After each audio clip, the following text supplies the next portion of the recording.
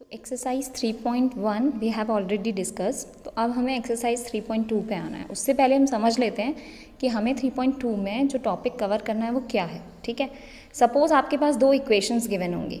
Yes, आपके पास दो equations given है।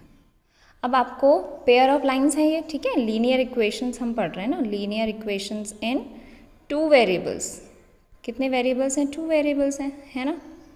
चैप्टर का नाम ही है ये, एक्स भी वेरिएबल है, वाई भी वेरिएबल है। अब एक इक्वेशन के बारे में तो हम 9th में पढ़ते थे, यहाँ पे हमें पेयर दे दिया गया लीनियर इक्वेशंस का टू वेरिएबल्स में। तो सपोज हमारे पास टू इक्वेशंस गिवन है, हमें ये बताना है कि इसके कितने सॉल्यूशंस होंगे। अगर मैं इसको सॉल्व कर रही हूँ, सॉल्व करने का तरीका तो हम बाद में डिस्कस करेंगे कि हम सॉल्व कैसे करते हैं। पहले हम समझते हैं इसके सॉल्यूशंस कितने आएंगे। वन सॉल्यूशन होगा, इसका एक आंसर होगा, means that unique solution. One का मतलब यूनिक, मतलब एक ही आंसर आ रहा है तो वो यूनिक हुआ ना। सपोज मैं इसमें कहूँ कि इसकी वैल्यू आ रही है 2,3, तो इस पर ये दोनों इक्वेशन सेटिस्फाई हो जा रही है, मतलब इनका यूनिक सोल्यूशन है, सिर्फ एक ही ऐसी वैल्यू है। ठीक है, तो और ज़रूरी नहीं कि इनका एक ही आंसर हो, क्या पता है इनके टू आंसर्स हों। ठीक है, मतलब टू सोल्यूशन हो, मे बी इनके 3 हो, 4, 5 या फिर बहुत सारे, इन्फिनाइटली मैनी। हम जब क्लास 9th में पढ़ते थे तो हमने क्या डिस्कस किया था कि linear equations in two variables have infinitely many solutions. ठीक है, तो हमें यही डिस्कस करना है कि इसके यूनिक सॉल्यूशन होंगे, इन्फिनाइटली मैनी सॉल्यूशंस होंगे, या फिर ऐसा है कि इसका कोई सॉल्यूशन ही नहीं है, हम तो सॉल्व ही नहीं कर सकते, मतलब इसका कोई सॉल्यूशन ही नहीं आएगा, कोई आंसर है ही नहीं। तो हमने जो डिस्कस किया था, अभी इससे पहले डिस्कस किया था पिछले वीडियो में, कि लाइंस क्या हैं। ये दो लाइंस हैं स्ट्रेट लाइन, या तो ये इंटरसेक्ट कर रही हैं, यस, या तो क्या है ये पैरेलल लाइंस हैं, और या फिर क्या है ये लाइन कोइंसिडेंट लाइंस है, मतलब एक दूसरे के ऊपर ही बनी हुई हैं। तो तीन टाइप्स की लाइन है और तीन टाइप्स के सोल्यूशन है। अब किसका क्या सोल्यूशन होगा हम ये डिस्कस करेंगे। ओके ओके, तो सपोज ये इक्वेशन है। अब लीनियर, इसको हम कैसे लिखते हैं, इस इक्वेशन को हम स्टैंडर्ड फॉर्म में कैसे लिखते हैं, ax plus B Y plus c. ठीक, अब हमारे पास दो इक्वेशन है, इसलिए हमने क्या किया, इसको a1 मान लिया, b1 and this is c1 is equals to 0। दूसरी इक्वेशन को हम कैसे मान लेंगे, इस तरह से। ठीक, दोनों इक्वेशन को हमने ऐसे मान लिया, यहाँ पे a1 b1 plus c1 a2 b2 c2। Two equations we have, हमने इस तरह से स्टैंडर्ड फॉर्म ये कर ली। अब हमें इसे कंपेयर करना है, जो भी हमें इक्वेशंस दिए हम उसे कंपेयर करेंगे कि यहाँ पे a1 क्या है, b1 क्या है, c1 क्या है। ठीक है, अब यहाँ पे देखते हैं, चलिए सपोज इक्वेशन है।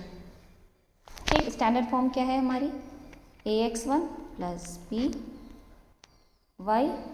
ठीक है, standard form ax plus B Y plus C is equals to 0। तो यहाँ से आप कंपेयर करोगे तो हमारा a1 क्या है, x का कोफिशिएंट क्या है हमारा 1, b1 क्या है, b1 है हमारा -2, एंड c यहाँ पे आपको दिख रहा है कि c का कोई कॉन्स्टेंट टर्म ही नहीं है, तो c हमारा है 0। ठीक है, अब जो हमें करना है, अब हमें क्या करना है, ये तो हमने इसके लिए निकाल लिया, अब हम इसके लिए निकालेंगे कि a2 b2 c2 क्या है। ठीक है, तो जब आप फाइंड आउट करोगे आप देखोगे कि आपका a2 b2 c2 क्या आ रहा है, ऐसे देखते हैं। ठीक है, वो क्या आएगा, ये देखिए a2 आ जाएगा हमारा 3, b2 आ जाएगा हमारा 4 एंड c2 आ जाएगा हमारा -20, क्योंकि ये माइनस का है। ठीक है, दोनों स्टैंडर्ड फॉर्म में लिखे हैं। ठीक है, अब हमें क्या करना है, इस तरह से करना है, a1 upon a2, b1 upon b2 and c1 upon c2। ठीक है, ये तो हम फाइंड आउट कर लेंगे, ये हमने प्रीवियस एक्सरसाइज में भी देखा। अब हमें a1 upon a2, b1 upon b2 and c1 upon c2 निकालना है। जब हम ये निकालेंगे तो हम क्या देखेंगे, ये हमने किया, a1 क्या था यहाँ पे 1 और यहाँ पे a1 क्या था 3, तो हमने लिखा 1/3 इस तरह से। फिर b1 अपॉन b2 करेंगे तो -2/4 आएगा। ठीक, c1 अपॉन c2 करेंगे तो 0/20 आएगा। जब आप सॉल्व करोगे तो ये 1/3 ही रहेगा, ये क्या रहेगा -1/2 हो जाएगा। तो कंडीशन क्या है, अगर ऐसा होता है, पहले तो आप देख लो कि a1 अपॉन a2, हमें यहाँ से साफ दिख रहा है कि this is not equal to this a1, क्योंकि ये 1/3 है, ये तो माइनस की वैल्यू है 1/2, तो मीन्स दैट ये नॉन इक्वल टू है ना, A1/A2 is not equal to B1/B2।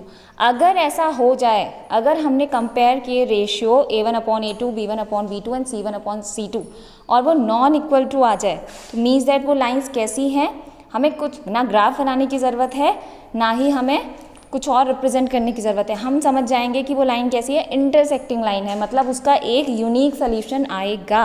वो कैसी लाइन है, इस टाइप की लाइन है यहाँ पे, यानी कि वो एक जगह पे कट कर रही है, यानी कि उसका एक आंसर आएगा, x, y कोई वैल्यू आएगी। तो this has exactly one solution. ऐसे ही जब हम इन इक्वेशंस के लिए निकाल के देखेंगे, कोई भी दो इक्वेशन है, हमने फिर से A1/A2 निकाला, B1/B2 निकाला और C1/C2 निकाला, हम देखेंगे कि यहाँ पे क्या हो रहा है, A1/A2 किसके बराबर आ जा रहा है, देखिए 2/4 यानी कि 1/2 एंड 3/6 इक्वल्स टू 1/2, यानी कि, और यहाँ पे क्या है 1/2 ये भी आ रहा है, ठीक है, यानी तीनों रेशियोज़ बराबर आ रहे हैं, हमारे तीनों रेशियोज़ बराबर आ रहे हैं। A1/A2 is equals to B1/B2 is equals to C1/C2, means that ये लाइंस कैसी होंगी, कोइंसिडेंट लाइंस होंगी। कैसी होंगी, कोइंसिडेंट लाइंस। अब जब लाइन एक के ऊपर एक बनी हुई है तो आप क्या सोल्यूशन बताओगे, ठीक है। सपोज एक लाइन है ऐसे, ये लाइन रही, ठीक है, ये पहली लाइन रही, अब इसी के ऊपर दूसरी लाइन मिल गई, तो ये तो हर एक पॉइंट पे उससे मिल रही है, तो आप कितने सोल्यूशन बताओगे उसके, तो ये कौन सी हैं, कोइंसिडेंट लाइंस हैं, मीन्स दैट इसके कितने सोल्यूशन होंगे, इन्फिनाइटली मैनी सोल्यूशंस होंगे, हर एक पॉइंट पे वो लाइन उससे मिल रही है, तो हर एक पॉइंट उसका सोल्यूशन है, समझ लीजिए, ठीक है। तो आप इसके सोल्यूशंस कितने निकालोगे, इन्फिनाइटली मैनी, यानी कि आपको अभी निकालने ही नहीं है, ठीक। अच्छा, अब बात करते हैं जब कैसी कंडीशन आ जाए हमारी, A1/A2 is equals to B1/B2 हो जाए, बट जो कांस्टेंट टर्म है C1/C2 is not equal to, मतलब इसका रेशियो नॉन इक्वल टू आ जाए, तब क्या होगा, ये लाइंस कहलाएंगी कैसी, पैरेलल लाइंस, यानी कि लाइंस कैसी हैं हमारी, पैरेलल, इस टाइप की लाइंस हैं, यानी वो तो कहीं पे मैच, मतलब मिल ही नहीं रही हैं एक दूसरे को, कहीं भी इंटरसेक्ट नहीं कर रही हैं। ऊपर वाली कंडीशन में था एक जगह मिल रही है, कोइंसिडेंस में था हर एक पॉइंट पे मिल रही है। अब पैरेलल लाइंस तो कहीं एक दूसरे को टच ही नहीं करती, तो मीन्स है नो सोल्यूशन। जब टच ही नहीं करी तो सोल्यूशन कहाँ से आएगा उन लाइंस का, ठीक है। सोल्यूशन तो हम वही निकालते हैं ना जहाँ पे वही टच कर रहे होंगे, तो मीन्स उनका क्या है, नो सोल्यूशन है।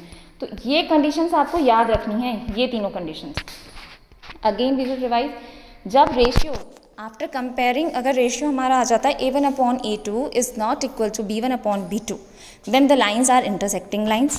If the ratio is A1/A2 is equals to B1/B2 is equals to C1/C2, then the lines are coincident lines, means that there are infinitely many solutions, okay. And when we compare the ratios and we get A1/A2 is equals to B1/B2 non equal to C1/C2, that means lines are parallel lines and there is no solution, got it। तो इसी तरह से हमें अब क्या solve करना है, हमें इसी रेशियो को यूज़ करके हमें सॉल्व करनी है एक्सरसाइज, ठीक है। चलिए अभी इस क्वेश्चन को हम सपोज फिर सॉल्व करेंगे, अभी हम सॉल्व करते हैं इसको। On comparing the ratio A1/A2, B1/B2 and C1/C2, find out whether the lines representing what, the following pairs of linear equations intersect at a point, or parallel और कोइंसिडेंट। आपको बताना है कि लाइन इंटरसेक्टिंग है, parallel है या coincident lines है। तो आप कैसे बताओगे, अगेन वही आप रेशियो निकालोगे जो अभी हमने डिस्कस किया, A1/A2। अब यहाँ पे हमारा A1/A2 क्या है, देखिए यहाँ पे A क्या है हमारा 5 है A1, और A2 क्या है यहाँ पे 7, B1 क्या है -4, B2 क्या है 6। तो जब आप सॉल्व करोगे तो आप देखोगे 5/7 is not equal to 4/6, that means line कैसी है हमारी, ये पहली वाली हमें पहली इसी से पता चल जाएगा, अगर हम C1/C2 भी ना निकालें कि लाइंस हमारी हैं इंटरसेक्टिंग, मीन्स दैट इसका कैसा निकलेगा सोल्यूशन, यूनिक। इसी तरह से आप ये क्वेश्चन सॉल्व करोगे, ओके।